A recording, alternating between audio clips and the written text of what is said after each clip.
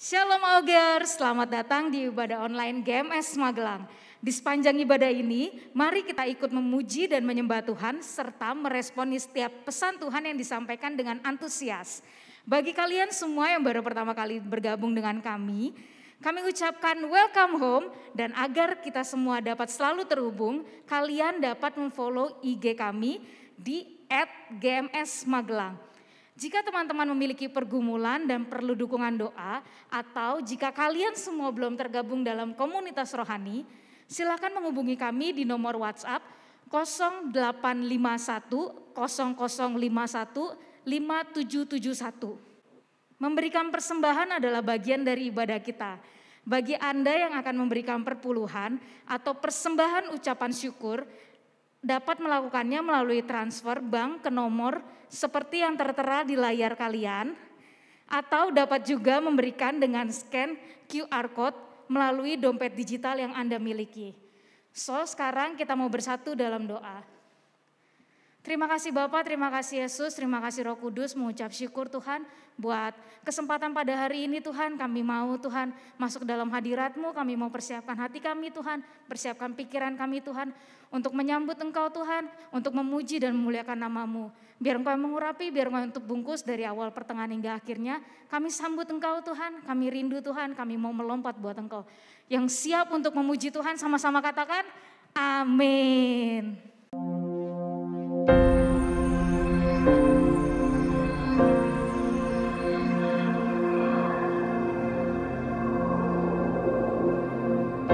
Orang yang suka memuji akan kuat roh doanya. Orang yang berdoa pasti berakhir memuji. Karena Allah bertata di atas pujian. Siapa memuji, Allah mengatasi hidupnya.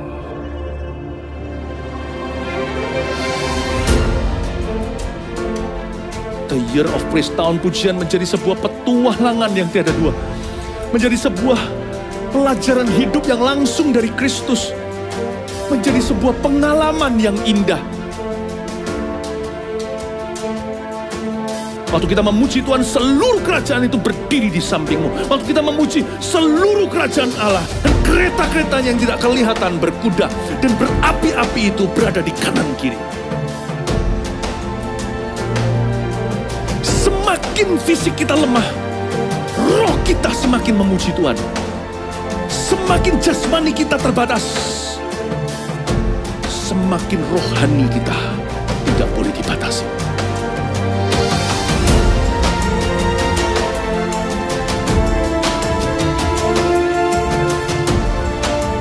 Welcome to the Year of Praise and Provision. Mari kita mengizinkan Tuhan merajut rancangan yang belum pernah kita bayangkan.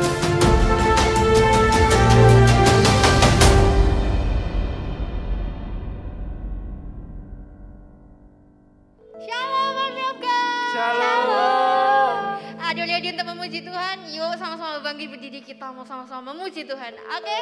Amin. Let's go.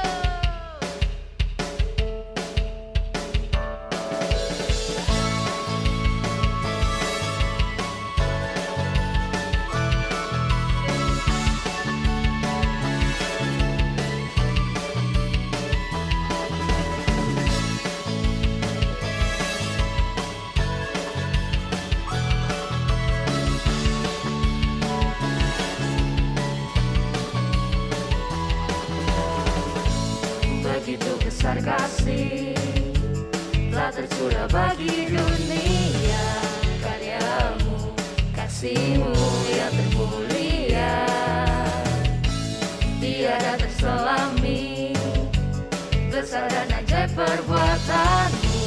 Kau beri hidupmu bagi diriku, tiada yang sepertimu.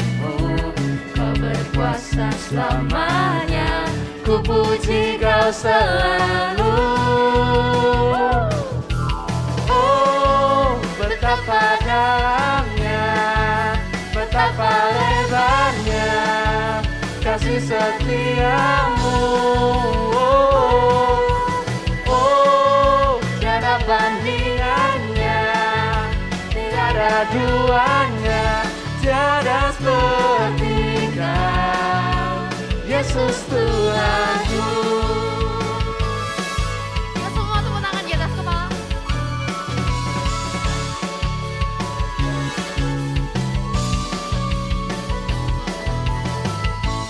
Begitu besar kasih telah tercurah bagi dunia, karyamu, kasihmu yang termulia, tiada terselami, besar dan ajaib perbuatanmu. Kau beri hidupku bagi diriku, tiada yang sepertimu. Kau berkuasa selamanya, ku puji kau selalu. Oh, betapa dalamnya, betapa lebarnya kasih setiamu. Oh, oh, tiada bandingannya, tiada duanya, tiada seperti Yesus Tuhanku, anugerahmu selalu baru, tiada berkesudahan. Anugerahmu selalu baru, tiada berkesudahan.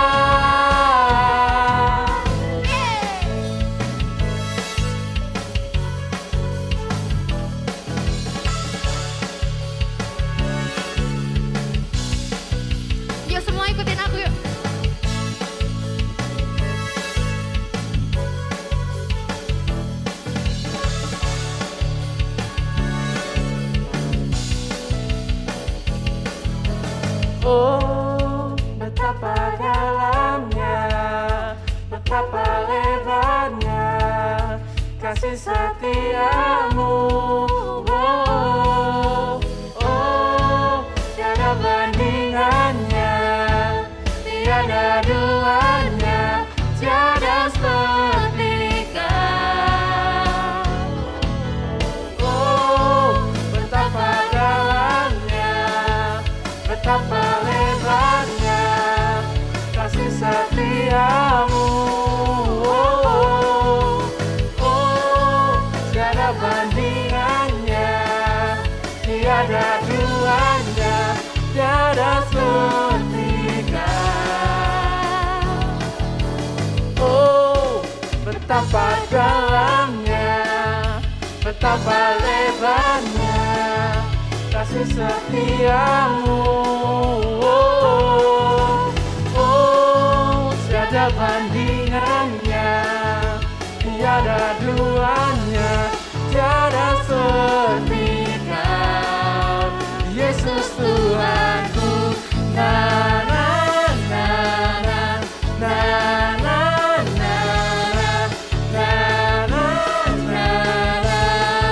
Oh, na na na na na na na na na. Yesus Tuhanku. Banyak kemuliaan buat Tuhan kita. Haleluya, sama-sama sukacita, amin. Sekarang kita mau cari tempat yang terbaik, kita mau datang di hadirat Tuhan, kita mau sama-sama sembah Tuhan, kita mau sama-sama puji namanya.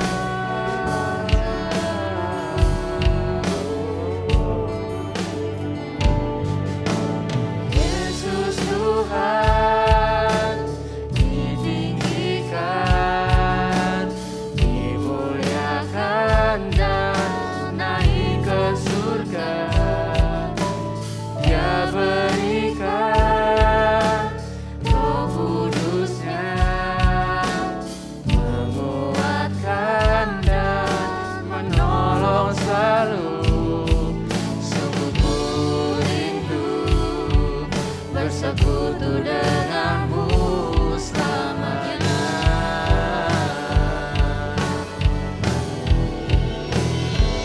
Allah Roh Kudus, jamah hatiku dengan urapanmu, rindu selalu dekat denganmu, tinggal di hadiratmu.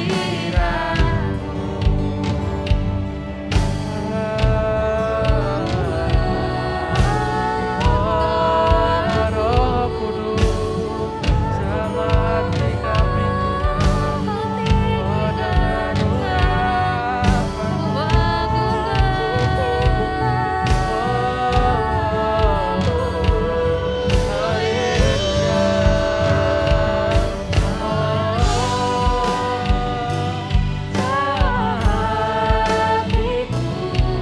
dengan urapanmu,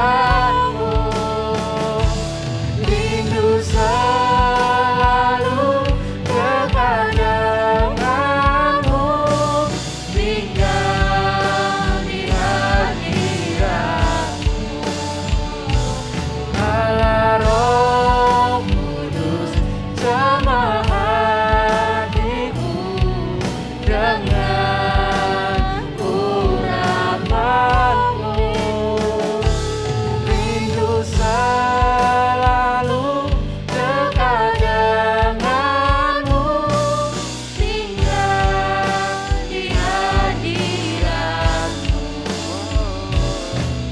tinggal di hadiratmu, tinggal di hadiratmu.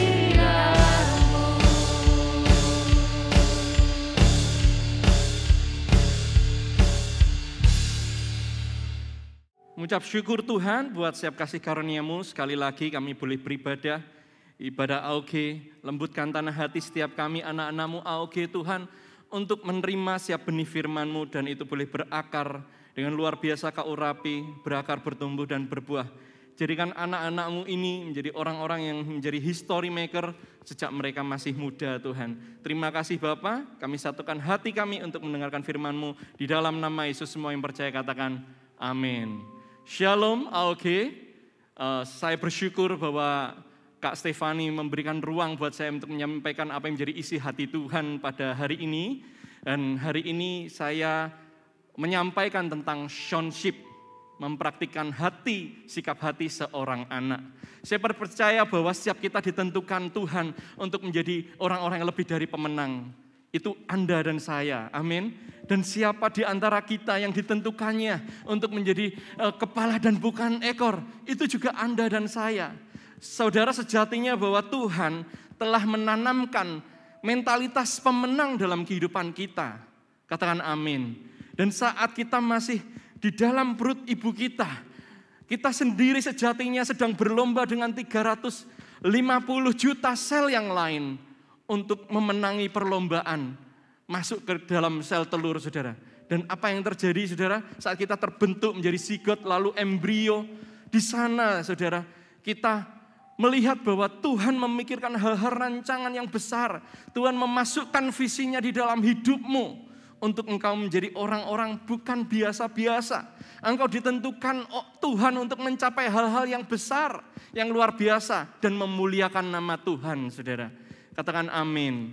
Saudara, banyak di antara kita berpikir, banyak orang-orang yang saya temui, mereka berpikir, hidupku seperti ini saja. Saya mengalir begitu saja. Saudara, enggak seperti itu jalan Tuhan. Banyak orang berpikir bahwa mungkin, aku punya, papaku atau keluargaku punya toko roti, atau mungkin toko obat, atau mungkin toko yang lain. Dan mungkin saya sejatinya akan ditentukan Tuhan untuk mewarisi itu. Lalu generasi berikutnya, enggak ada yang salah, saudara. Itu pun juga mulia kalau itu adalah fulfillment daripada Tuhan. Tapi saya percaya bahwa gambaran Tuhan itu no limit dalam kehidupan kita. Kita bisa mencapai hal-hal yang mulia, hal-hal yang besar, selama kita mengejarnya. Amin, para AOG-ers. Nah, tetapi beberapa orang di antara kita masih belum mencapainya. Kenapa? Ternyata ada beberapa hal yang menyimpang atau gagal. Kenapa? Karena mereka tidak memiliki kepemimpinan. Kepemimpinan seringkali sejatinya dipikirkan orang bahwa kepemimpinan itu adalah di mana kita memimpin orang lain. Betul, saudara. Tetapi terlebih daripada itu adalah kerinduan Tuhan adalah bahwa kita mampu memimpin diri kita sendiri. Bagaimana kalau kita menjadi orang yang hebat, bertalenta, kita bisa main alat musik, kita bisa berkhotbah atau melakukan hal-hal yang mungkin orang lain nggak lakukan. Tetapi kita nggak menemukan sasaran, kita nggak menemukan target atau visi Tuhan dalam hidup kita. Maka kita menjadi orang-orang yang limbung, saudara. Orang-orang yang berputar-putar. Sama seperti pemain sepak bola. Jika hari ini kita sebut siapapun orangnya, mau Cristiano Ronaldo mungkin. Dia menjadi orang yang hebat, orang yang penuh dengan skill, tapi dia tidak menemukan gawang, saudara. Apa yang dilakukan di tengah-tengah lapangan, dia hanya berputar-putar. Jadi hidup kita perlu kepemimpinan yang daripada Tuhan di dalam kehidupan kita. Supaya kita punya sasaran, punya target yang jelas dalam kehidupan ini. Supaya kita tidak mengombang-ambing ke kanan ke kiri, saudara. Haleluya. Untuk itu hari ini saya rindu, saudara semuanya, bahwa saya rindu untuk menyampaikan tentang sonship.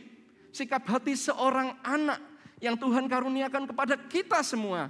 Bagaimana mungkin kita dapat menjadi seorang pemimpin yang baik jika kita tidak memiliki sikap hati seorang anak yang mau dipimpin. Dan bagaimana kita mau menjadi seorang bapa jika kita sendiri tidak pernah memiliki sikap hati seorang anak. Kita bisa diombang-ambingkan dengan banyak hal, saudara. Kita baca di Matius 18, ayat 1 sampai yang ke-5. Siapa yang terbesar dalam kerajaan surga? Pada waktu itu datanglah murid-murid itu kepada Yesus dan bertanya, siapakah yang terbesar dalam kerajaan surga? Maka Yesus memanggil anak kecil dan menempatkannya di tengah-tengah mereka. Lalu berkata, aku berkata kepadamu sesungguhnya, jika kamu tidak bertobat dan menjadi seperti anak kecil ini, kamu tidak akan masuk ke dalam kerajaan surga. Sedangkan barang siapa merendahkan diri dan menjadi seperti anak kecil ini, dialah yang terbesar dalam kerajaan surga. Dan barang siapa menyambut seorang anak kecil ini dalam namaku, ia menyambut aku. Haleluya. Saudara, Tuhan sangat menyukai anak kecil. Bahwa anak kecil inilah yang empunya kerajaan surga. Tuhan rindu bahwa setiap kita, Anda dan saya, anak-anak AOG, kita memiliki hati seorang anak kecil yang siap diajar, siap dibentuk, saudara. Saya punya anak di rumah yang masih bayi, berusia 1,5 tahun. Dan saya melihat bagaimana setiap kali mamanya menyapu, dia mengambil sapu, saudara. Lalu dia ikut nyapu. Ya, sampai kami berdua membelikan anak kami ini alat sapu atau pel-pelan yang masih kecil buat anak-anak kecil, saudara. Jadi kalau mamanya ngepel, dia ikut ngepel, saudara. Dia ikut melakukan apa yang baik. Dia mengikuti teladan dari orang tuanya, dari mamanya, dari bapaknya. Ini yang saya maksud, saudara. Tapi bukan berarti bahwa anak-anak itu sifat kekanak-kanaan. Itu berbeda. Sifat kekanak-kanaan itu orang tidak perlu jadi anak kecil untuk menjadi anak kekanak-kanaan. Kadang orang besar pun, orang dewasa seperti usia saya, atau mungkin orang yang berusia 50 tahun, mereka masih punya sikap kekanak-kanaan. Mereka masih iri, mereka masih belum dewasa, mudah sensitif, mudah marah. Bukan itu yang Tuhan mau, saudara. Tapi hati anak kecil yang siap dibentuk, saudara. Katakan siap dibentuk. Tuhan itu mengetahui rancangannya di dalam kehidupan kita. Seperti mungkin Steve Jobs. Ya, Anda tahu Steve Jobs adalah pencipta iPhone. Tentunya dia tahu bagaimana iPhone dibentuk dengan dimensi seperti ini. Dengan aplikasi dalamnya seperti ini. Dengan mekanisme sistem yang jelas. Dia mengenali betul, bisa memaksimalkan betul potensi dari barang yang ia ciptakan. Demikian pula Tuhan Allah kita. Ia menciptakan kita bukan dengan iseng saudara, tetapi punya gambaran yang jelas bahwa kita bisa menjadi orang-orang yang lebih daripada pemenang. Amin, amin. Hari ini saya akan bercerita saudara. Saya mau bercerita tentang satu kisah yang sangat luar biasa dan menjadi berkat buat saya. Dan saya percaya ini akan menjadi berkat buat Anda juga saudara. Jadi saya menyampaikan kisah tentang perlombaan menuju kutub selatan. Perlombaan menuju kutub selatan. Ya, 1 abad yang lalu saudara. Di dunia ini ada 2 penjelajah yang sedang berlomba menuju kutub selatan. Ada di antara mereka adalah Roald Amundsen dari Norwegia dan yang satunya adalah Robert Falcon Scott dari Inggris, saudara. Dan saat ini di kutub selatan itu ada sebuah tempat penelitian yang bernama Amundsen Scott Pole Station, di mana tempat itu adalah berisi orang-orang yang meneliti geofisika, perubahan iklim yang ada di dunia ini. Mereka menelitinya ada di sana. Nama station itu diambil untuk menghormati apa yang sudah dilakukan oleh Roald Amundsen dan Robert Falcon Scott. Saudara, Roald Amundsen ini berasal dari Norwegia dan berangkat di dalam perjalanannya menuju kutub selatan itu pada tanggal 14 Desember 1911, saudara. Dan Robert Falcon Scott mengikutinya 34 hari kemudian. Saudara, sejatinya Amundsen lah yang berhasil. Dia datang ke kutub, ya. Sebelum dia datang ke kutub, kita tahu di kutub selatan itu pulau, ya, pulau Antartika. Berbeda dengan kutub selatan yang justru kebalikan dari kutub selatan. Kalau kutub utara itu lautan yang diitari dengan kepulauan, lautan beku yang diitari dengan kepulauan. Tapi kalau kutub selatan itu pulau yang diitari oleh lautan, saudara. Dan mereka mulai nyampe di bibir pantai Pulau Antartika dan mereka melakukan perjalanan, saudara. Nah, Amundsen ini dari bibir pantai berjalan menuju kutub selatan, dia sampai, saudara. Dan pulang pun berhasil pulang dengan selamat. Tetapi Robert Falcon Scott, mereka yang 34 hari kemudian mereka berjalan ke kutub selatan, memang mereka berhasil. Tapi mereka bukan orang yang pertama dan menemukan bahwa fakta bahwa Roald Amundsen terlebih dulu datang ke sana. Dan di tengah perjalanannya mereka kembali, mereka meninggal, saudara. Tak jauh dari tempat base camp mereka di bibir pantai. Kurang lebih sekitar 11 mil atau 17 kilometer. Ya, kemungkinan kalau di Magelang itu antara Magelang dengan Muntilan, saudara. Mereka meninggal sebelum mereka dapat mencapai garis akhir. Saudara, jangan bayangkan bahwa kita di tengah-tengah kutub selatan itu suasananya ya sejuk-sejuk aja, saudara. Enggak seperti itu. Mungkin awalnya kelihatan jelas, wah hamparan salju. Bahkan untuk menemukan satu pohon aja susah. Kalau kita di kutub utara, di Greenland atau Alaska itu banyak pohon. Dinginnya enggak sedingin kutub selatan. Kalau di kutub selatan itu yang kita bisa temukan itu salju dan pinguin. Hampir-hampir tidak ada pohon di sana. Yang ada gletser, gunung, dan badai salju, saudara. Mereka enggak gampang menghadapi hamparan salju setiap hari. Kedua penjelajah ini berjalan melalui setiap perjalanan mereka. Itu enggak gampang. Saat malam tercatat bahwa suhu terendah itu adalah minus 73 derajat, saudara. Dengan rata-rata minus 49 derajat. Berbeda dengan kutub utara yang minus 37 derajat. Saudara, untuk memberikan sebuah gambaran betapa sulitnya medan yang mereka tempuh adalah jika Anda tahu kulkas yang paling besar, yang paling bagus di rumah Anda, itu kebanyakan minusnya minus 20, saudara. Minus 20. Dan mereka menempuh minus 49. Dan terdinginnya adalah minus 73. Luar biasa, saudara. Itu dingin sekali, itu menusuk sekali, luar biasa. Dibutuhkan skill yang tinggi untuk menaklukkan benua tersebut, kutub selatan tersebut, saudara. Nah, apalagi kadang-kadang saat di tengah badai, mereka nggak dapat melihat, pandangan mereka kabur. Bahkan terkadang permukaan es, permukaan salju yang nampaknya baik-baik saja, terlihat mulus, datar, ternyata saat mereka berjalan bisa juga ambles, saudara. Mereka bisa terperosok ke dalam jurang. Ini berbahaya sekali, perjalanan mereka itu nggak mudah, saudara. Kalau boleh jujur bahwa kondisi yang mereka hadapi itu sama dengan kehidupan kita, saudara.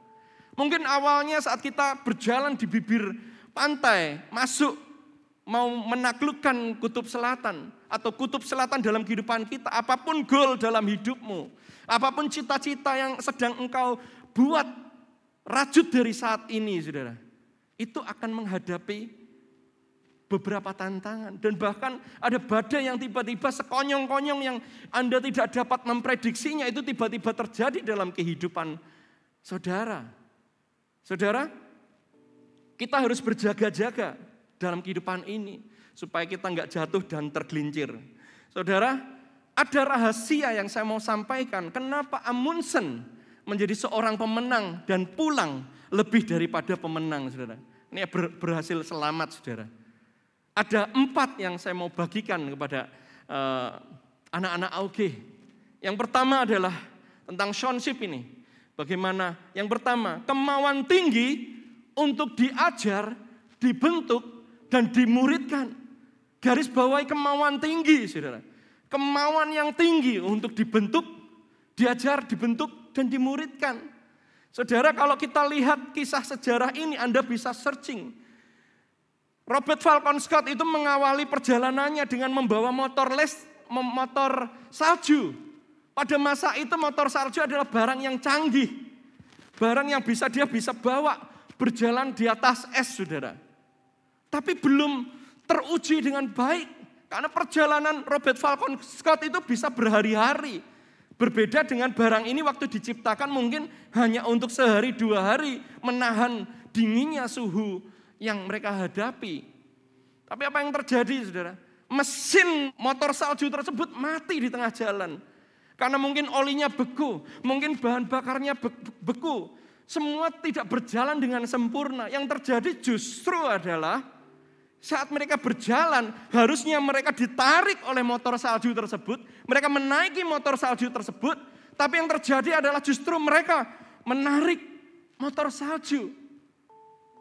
Dan berharap bahwa dengan menarik itu saat suhu udah mulai membaik, mereka mencoba panaskan dan bisa berjalan dengan normal. Tapi yang terjadi tidak seperti itu. Badai salju itu begitu luar biasa sehingga motor itu tetap mati, saudara. Lalu mereka ternyata bukan orang yang asal-asalan juga. Seorang penjelajah adalah seorang yang membuat planning. Tentunya tidak hanya plan A, tetapi juga plan B. Ternyata mereka itu juga bawa kuda poni, saudara. Kalau plan A-nya tidak berjalan. Tapi yang terjadi adalah mereka juga tidak memprediksi. Mungkin di Inggris juga kadang ada musim salju yang dihadapi oleh Robert Falcon Scott. Tetapi di sana saljunya enggak setebal atau sedingin yang ada di Antartika. Dan yang terjadi adalah karena kuda itu berat, saat dia berjalan, dia nggak bisa berjalan dengan leluasa karena kakinya yang panjang. Dan endingnya yang terjadi adalah mereka harus, membunuh kuda itu supaya tidak menghalangi atau perjalanan mereka, saudara. Ini yang terjadi oleh Scott, saudara. Sehingga beban-beban yang merintangi justru yang mereka pikir membantu mereka itu merintangi perjalanan pulang mereka. Dan akhirnya mereka pulang ditemukan yang seperti saya bilang tadi, 17 km tidak jauh dari base camp di bibir pantai. Saudara, berbeda dengan Amundsen. Amundsen sebelum melakukan perjalanannya, ia tinggal di Alaska.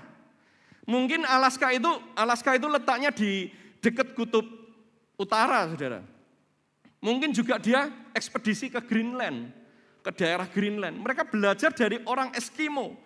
Menetap sementara di sana untuk mencermati bagaimana mereka menghadapi cuaca yang ekstrim, bagaimana mereka mencari makanan yang baik, Dan bagaimana memiliki transportasi yang baik, saudara.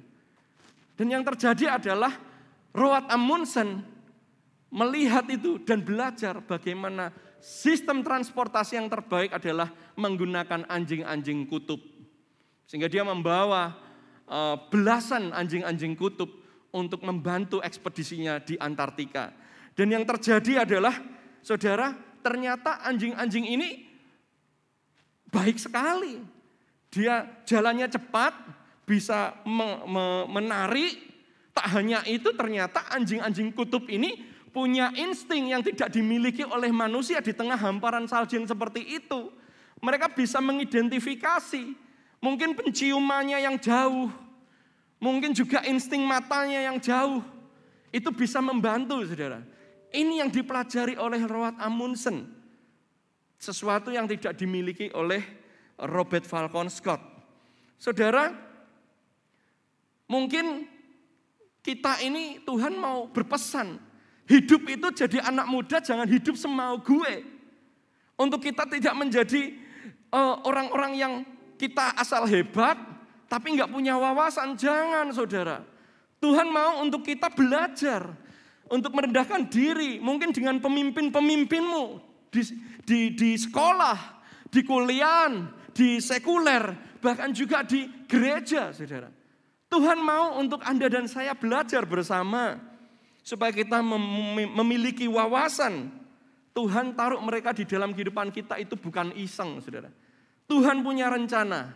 Katakan Tuhan punya rencana. Haleluya. Ibrani 13 ayatnya yang ke-7 berkata, ingatlah akan pemimpin-pemimpin kamu yang telah menyampaikan firman Allah kepadamu. Perhatikanlah akhir hidup mereka dan contohlah iman mereka. Amin.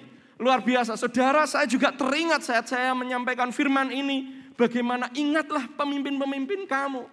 Dan perhatikanlah akhir hidup mereka, contoh iman mereka. Saya teringat dengan kisah Elia dan Elisa. Elisa itu hatinya itu sangat luar biasa. Kemauannya yang tinggi untuk dimuridkan, dibentuk oleh Elia itu membawanya dia memiliki pengurapan yang double porsi daripada Elia. Kita tahu bahwa Elia itu orang yang luar biasa, mengadakan mujizat. Kita tahu bahwa kisahnya, ia mengalahkan 450 Nabi Baal, bahkan menyindir. Kamu doanya kurang kenceng sehingga hujannya nggak turun. Mungkin Tuhanmu lagi tidur katanya. Dan mereka mulai menoreh-noreh melukai diri mereka. Tapi Elia tidak begitu, saudara. Yang ia lakukan hanya menyiapkan korban bakaran, segala hal yang berhubungan dengan itu, dan bersujud dan berdoa.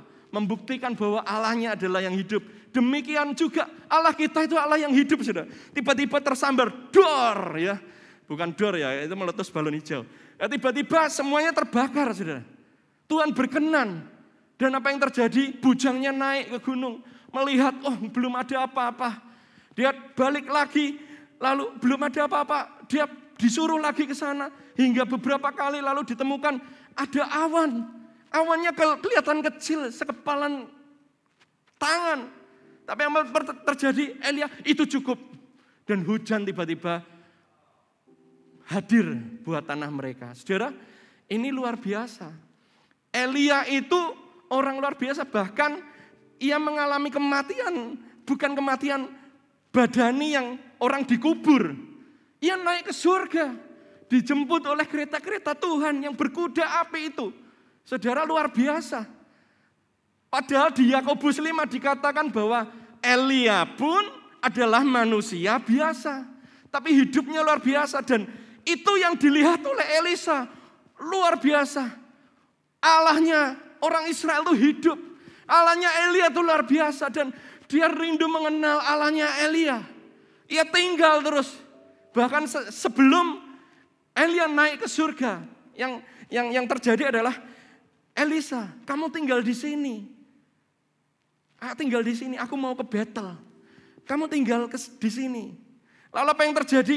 Yang dikatakan Elisa adalah, tetapi Elisa menjawab, demi Tuhan yang hidup dan demi hidupmu sendiri, sesungguhnya aku tidak akan meninggalkan engkau. Beberapa kali disampaikan seperti itu, saudara. Hati Elisa ini luar biasa, saudara. Nah, yang terjadi adalah kita tahu di 2 Raja-Raja 2 ayat 14. Saya akan bacakan sampai 15. Ia mengambil jubah Elia yang terjatuh itu, dipukulkannya ke atas air itu sambil berseru, "Di manakah Tuhan Allah Elia?" Ia memukul air itu, lalu terbagilah ke sebelah sini dan ke sebelah sana. Maka menyeberanglah Elisa. Ketika rombongan nabi yang dari Yeriko itu melihat dia dari jauh, mereka berkata, "Roh Elia telah hingga pada Elisa." Mereka datang menemui dia, lalu sujudlah mereka kepadanya sampai ke tanah, saudara. Luar biasa, saudara. Elisa mengambil jubah Elia dan melakukan mujizat yang sama. Sungai Yordan itu terbelah menjadi 2. Saudara, perhatikan, kalau pemuritan itu terjadi, kalau hati kita, sikap hati kita seperti seorang anak kepada Bapa rohani kita dan kepada Tuhan Yesus, yang terjadi adalah mujizat terakhir Elia adalah mujizat pertama Elisa. Saya ulangi, mujizat terakhir Elia adalah mujizat pertama Elisa. Saudara, tidak perlu mengulang dari awal, saudara. Mujizat pengurapannya itu luar biasa, saudara. Kita tahu bahwa saat kita dimuridkan, kita menjadi orang anak yang siap disiapkan menjadi pemimpin, itu enggak perlu mengawali jatuh bangunnya pemimpin kita yang lalu-lalu, enggak mesti seperti itu, saudara. Ada cerita yang baru yang Tuhan siapkan saat kita siap menerima pengurapan itu, saudara. Katakan amin. Nah, urapan kebangunan rohani itu selalu sama, saudara. Apa yang terjadi dan dilakukan oleh Elia dapat dilakukan juga oleh Elisa.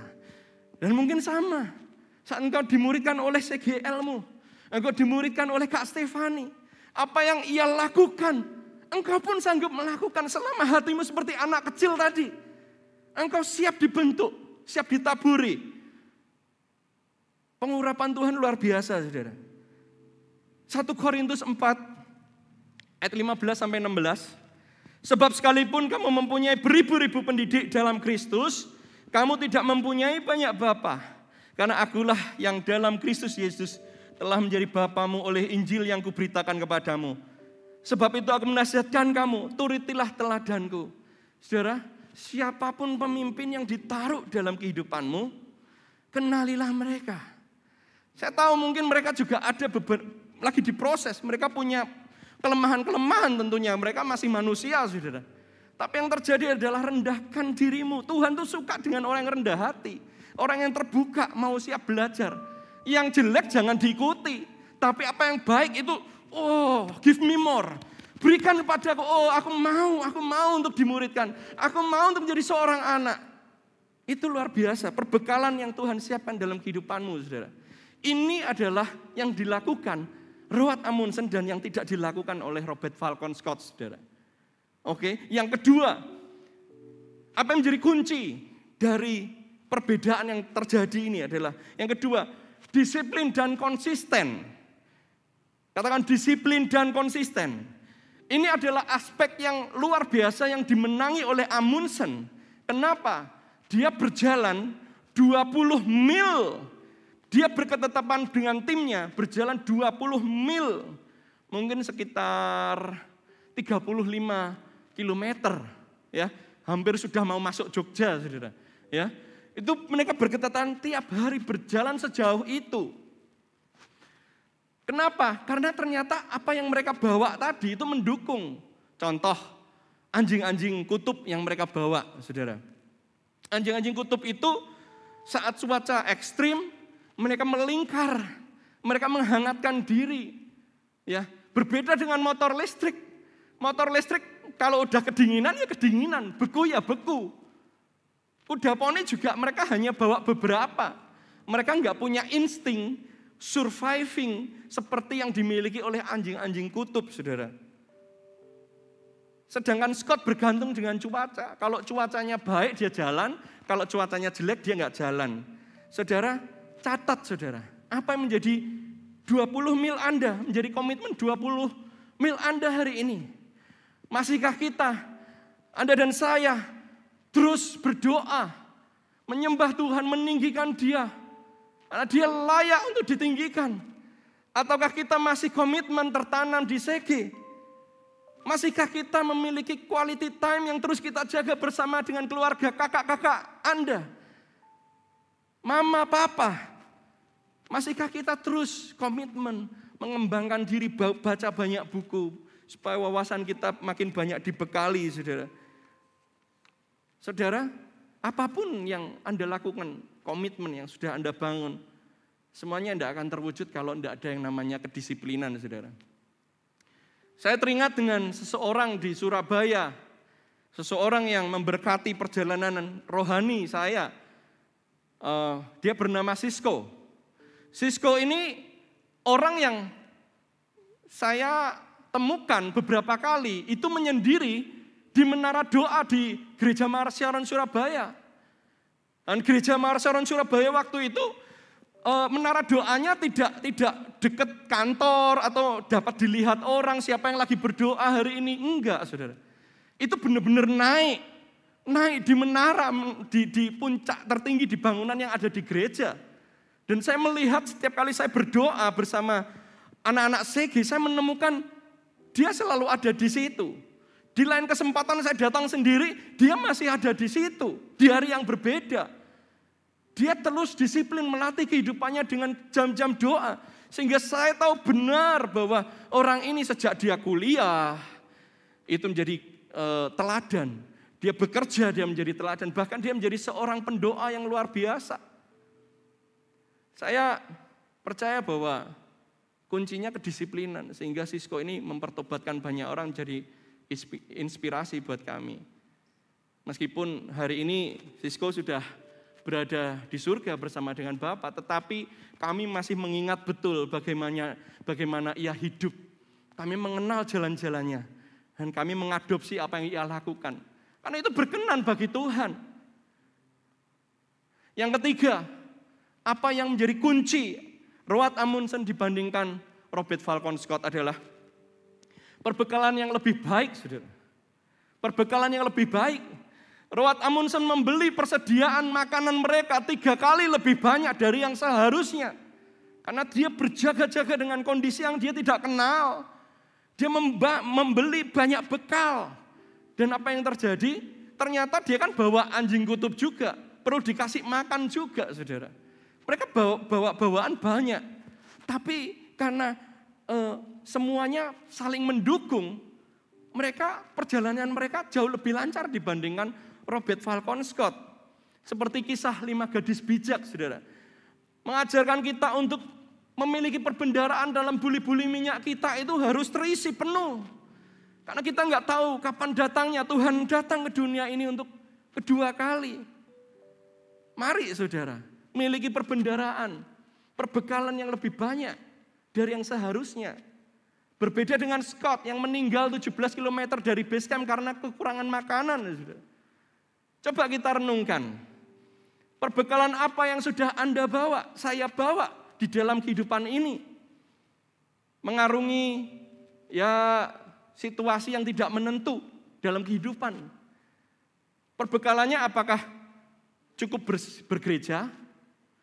Cukup Anda datang gereja lalu Anda datang bersege? Apakah cukup Anda datang bergereja, bersege, dan saat teduh saja? Sejatinya enggak cukup, saudara. Anda perlu mendapatkan perbekalan yang lebih banyak. Anda bisa mendapatkannya dengan membaca buku rohani. Anda perlu membangun kepercayaan Anda kepada Tuhan lebih lagi. Hidup sungguh-sungguh takut akan Tuhan, menjaga kekudusan.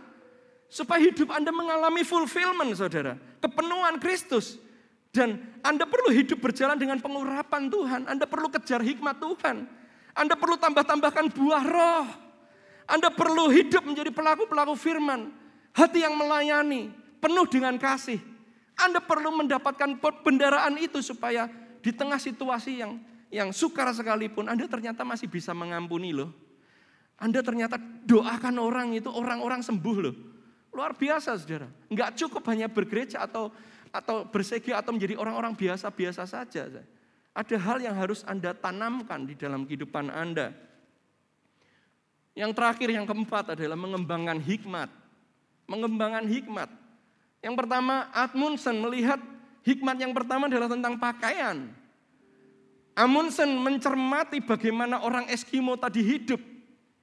Dan dia mulai memodifikasi. Dia mendapatkan pengetahuan yang baru. Dan dia mulai menanamkan bulu-bulu angsa atas setiap pakaian yang ia pakai. Itu dalamnya ditanami bulu angsa. Karena bulu angsa ini benar-benar resisten, tahan terhadap air. Supaya air itu tidak, air keringat yang di dalam tubuh mereka, itu tidak keluar. Tidak membebani mereka dan menjadi beku. Tapi berbeda dengan apa yang terjadi dengan Robert Falcon Scott. Mereka pakai wool. Wool itu bagus, saudara. Tapi kalau Anda berjalan di tengah-tengah suhu yang ekstrim seperti yang saya sampaikan tadi, berhari-hari, tentunya nggak mudah, saudara. Bisa tembus, keringat juga mulai mendingin dan mulai beku. Sehingga perjalanannya mereka nggak hanya tadi terbebani dengan motor, terbebani dengan kuda, terbebani juga dengan pakaian. Ini, saudara, hikmat yang luar biasa. Belajar dari situasi-situasi dan menjadi orang yang memiliki skill untuk survive. Dan yang berikutnya adalah lokasi. Lokasi yang dipilih oleh Amundsen dalam kedatangannya di Pulau Antartika itu 60 km lebih dekat dibandingkan Robert Falcon Scott. Tentunya ini memudahkan mereka dalam berjalan, saudara. Enggak terlalu jauh. Ya, jadi pemilihan lokasi yang lebih baik dengan pemetaan. Mereka dengan sistem navigasi tentunya mereka pun belajar. Mereka mencari banyak informasi dari orang-orang sekitar. Supaya apa? Supaya mereka dalam perjalanan mereka enggak terlalu jauh. Kita perlu hikmat, saudara. Yakobus 1 ayat 5. Tetapi apabila di antara kamu ada yang kekurangan hikmat, hendaklah ia memintakannya kepada Allah yang memberikan kepada semua orang dengan murah hati dan dengan tidak membangkit-bangkit, maka hal itu akan diberikan kepadanya. Jangan sungkan, saudara. Kita itu tahu bahwa hidup itu sukar. Hari-hari akhir itu dikatakan makin jahat. Kita perlu datang dan minta hikmat yang daripada Tuhan untuk membedakan mana yang baik, mana yang benar, mana yang sempurna. Mengerjakan segala sesuatunya dengan baik dan excellent. Kita membutuhkan itu, saudara. Bagaimana kita menjadi kepala dan bukan ekor kalau kita berjalan tanpa Tuhan dan tanpa hikmatnya. Enggak bisa, saudara. Saya akan akhiri dengan sebuah kesaksian dari Roald Amundsen ini. Kita tahu bahwa endingnya Roald Amundsen menjadi orang pertama yang menyelesaikan perlombaan ini. Dia menaklukkan kutub selatan. Saudara, yang terjadi berikutnya, sesudah ia menaklukkan kutub selatan, apa yang terjadi? Dia itu melakukan perjalanan berikutnya, menaklukkan kutub utara. Karena medannya adalah lautan yang diitari dengan kepulauan, lautan es yang diitari dengan kepulauan. Yang ia lakukan adalah dia terbang, saudara. Dia terbang, mengitari kutub utara dan menjadi orang pertama. Histori demi histori dibuat, saudara. Dia menjadi seorang history maker itu bukan kebetulan. Saya tekankan bahwa dia menjadi orang yang berprestasi itu bukan orang yang kebetulan. Karena hatinya itu loh seperti anak kecil yang terus diajar sehingga dia menjadi orang yang luar biasa. Bahkan kematiannya Roald Amundsen itu juga berjasa, saudara. Di tengah perjalanannya dia berusaha menyelamatkan seorang yang tenggelam. Dia berusaha, dia lakukan yang terbaik. Dia mengakhiri perlombaan dengan baik, saudara. Akhirnya dia meninggal. Tapi meninggal dengan sebuah hal yang dikenang oleh jutaan orang, miliaran orang. Anda bisa lihat kisahnya, itu dicari banyak orang. Kisahnya dikenang banyak orang, nah hidupnya luar biasa. Saudara, kita nggak bisa dalam perlombaan kehidupan ini mengarunginya. Anda masih muda, ada banyak hal yang Tuhan siapkan, jauh membentang. Indah, yang Tuhan siapkan itu indah. Tapi Anda perlu ini, sonship. sikap hati seorang anak. Supaya Anda diperlengkapi dan siap menghadapi setiap badai kehidupan. Katakan amin. Mari kita dengan rindu miliki satu, kemauan yang tinggi untuk diajar, dimuridkan, dan dibentuk. Yang kedua, untuk kita disiplin dan konsisten. Menjadi anak-anak muda yang disiplin dan konsisten itu langka, saudara. Tapi saya percaya bersama Tuhan, Anda bisa menjadi orang-orang yang disiplin, yang akhirnya mencapai garis finish menjadi orang-orang history maker. Yang ketiga, miliki perbekalan yang lebih banyak. Lebih banyak belajar dengan rendah hati. Ayo muridkan aku, Kak Stefani, muridkan aku CGL, siapapun CGL-mu, sebut namanya, muridkan aku. Dan yang terakhir, mengembangkan hikmat. Masuk hadirat Tuhan, di sanalah sumber hikmat kita. Miliki hati seorang anak, saudara. Saya selesai. Mari kita rendahkan hati kita. Oh haleluya, haleluya, haleluya.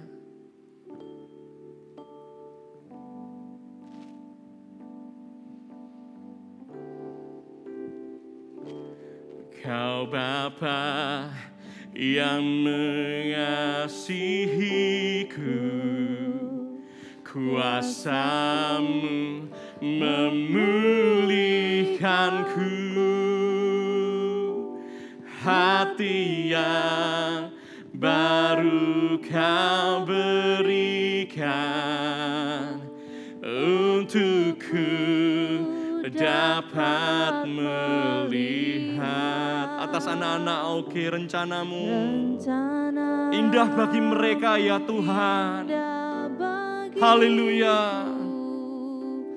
Kau ada Amin. di Setiap jalanku, hatiku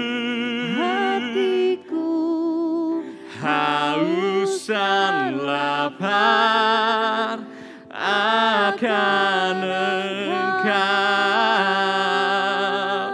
Oh, Kaulah segalanya, oh Bapa, di dalam hidupku.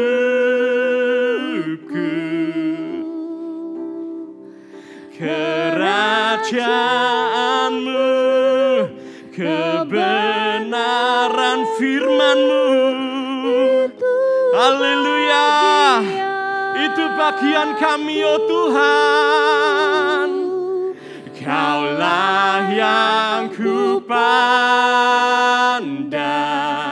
amin, selama hidupku. Mengasihi-Mu,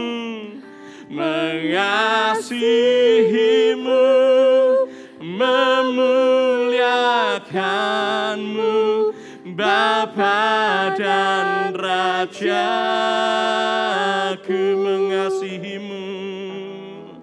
Mengasihi-Mu, memuliakan-Mu, Bapa dan Rajaku. Mengasihi-Mu, memuliakan-Mu, Bapa dan Rajaku.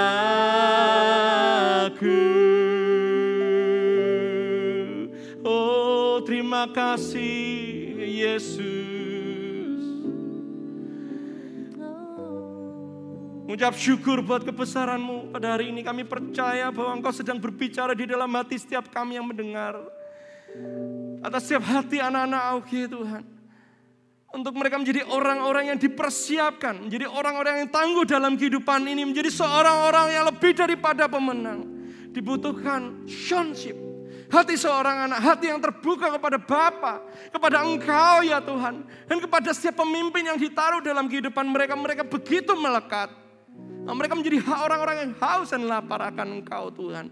Akan kebenaran firman-Mu. Kami berdoa berkati tanah hati mereka. Juga menjadi orang-orang disiplin dan konsisten Tuhan. Di dalam nama Yesus. Menjadi orang yang memiliki perbekalan yang banyak. Mereka haus dengan firman. Mereka haus dengan wawasan, pengetahuan akan firman-Mu ya Tuhan. Dan berdoa juga setiap hati mereka. Mereka menjadi orang-orang penuh dengan hikmat. Supaya keberhasilan, glory to glory. Kemuliaan demi kemuliaan yang mereka dapatkan saat mereka berjalan dengan Engkau ya Tuhan. Di dalam nama Yesus. Siapapun mereka, di tengah sekolah mereka, di tengah perkuliahan mereka, di tengah pekerjaan mereka, di tengah keluarga, di tengah pelayanan, Tuhan akan menjadikan mereka kepala dan bukan ekor, untuk tetap naik dan bukan turun, di dalam nama Yesus, di dalam nama Yesus. Terima kasih Bapa, materikan firman-Mu di tanah hati mereka, dan buat itu menjadi sesuatu yang mengakar, bertumbuh dan berbuah lebat dalam kehidupan mereka. Haleluya, haleluya, haleluya. Kaulah segalanya. Amin. Di dalam hidupku,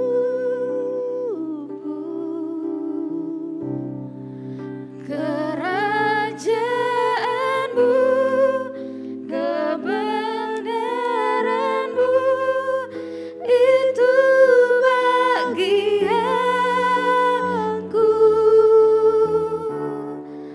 Kaulah yang ku pandang selama hidupku, merajimu, memuliakan-Mu, Bapa dan Raja. Aku mengasihi-Mu, mengasihi-Mu, memuliakan-Mu, Bapa dan Rajaku. Mengasihi-Mu Yesus, mengasihi-Mu, memuliakan-Mu, Bapa dan Rajaku. Yes, amen. Sungguh kami mengucap syukur Tuhan, sungguh kami berterima kasih Tuhan buat ibadah yang luar biasa dahsyat Tuhan pada siang hari ini. Sungguh biar Engkau yang mengurapi, biar Engkau yang untuk bungkus. Setiap army of God dimanapun kau berada, angkat tanganmu, arahkan hatimu kepada Yesus. Terimalah berkat Tuhan. Ya, Engkau akan menjadi kepala dan bukan ekor, terus naik dan gak pernah turun. Hikmat Tuhan akan turun ke atasmu. Mulai dari saat ini sampai selama-lamanya. Engkau akan menjadi berkat bagi sekolahmu, Engkau akan menjadi berkat bagi keluargamu. Dan Engkau akan menjadi anak-anak panah di tangan pahlawan yang siap dilesatkan. Menjadi history maker buat keluargamu, buat sekolahmu, buat kampusmu, bahkan buat kotamu. Di dalam nama Tuhan Yesus, terima berkat Tuhan dari sekarang sampai selama-lamanya. Amin.